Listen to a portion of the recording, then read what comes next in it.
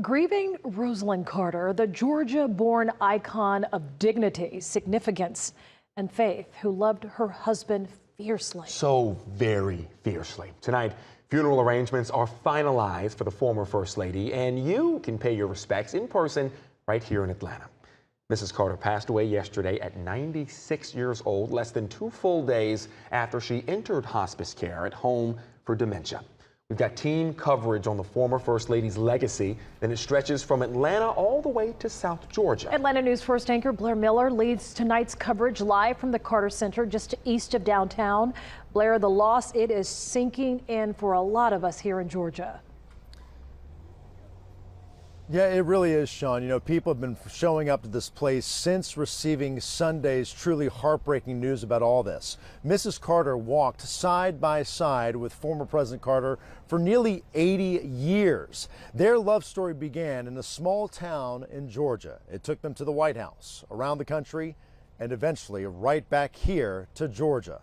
The former president acknowledged the essential role his wife played in his life, saying in part, quote, "She gave me wise guidance and encouragement when I needed it. As long as Rosalynn was in the world, I always knew somebody loved and supported me." Atlanta News First political reporter Doug Reardon is live tonight outside the Carter Center as well. And Doug, I know you spoke with Georgia's best and brightest political minds regarding the now late former First Lady.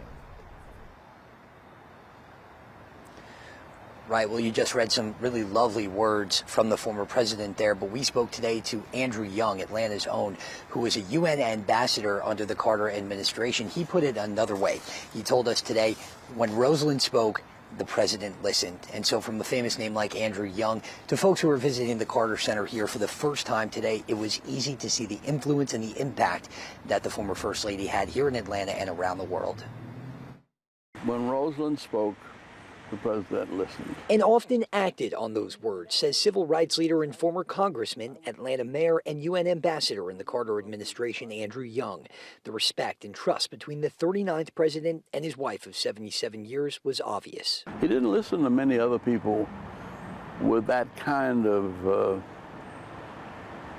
certainty. On her own, Rosalynn was remarkable. She revolutionized the background role of First Lady, openly focusing her efforts on conservation, destigmatizing mental health, and supporting the nation's caregivers.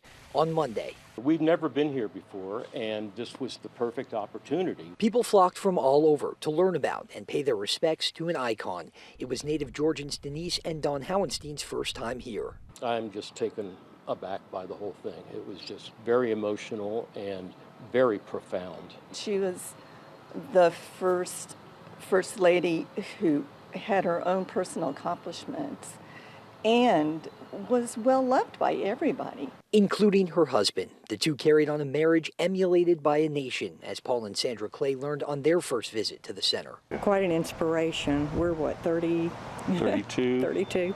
Right. So we've got a ways to go. Indeed, the Carter administration was certainly a team effort, thanks to a private figure with a hugely public influence. I don't remember her ever having a press conference. She spoke to the one person who could and would make a difference.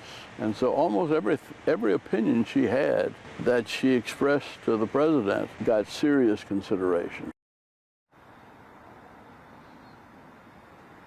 Respected by so many people, and of course she will be remembered here at the Carter Center before being buried in their hometown, their beloved hometown of Plains. We even talked to a couple here today, guys, that was from the UK. They were on a tour of the South and said with the news this weekend they just had to add this to their stop.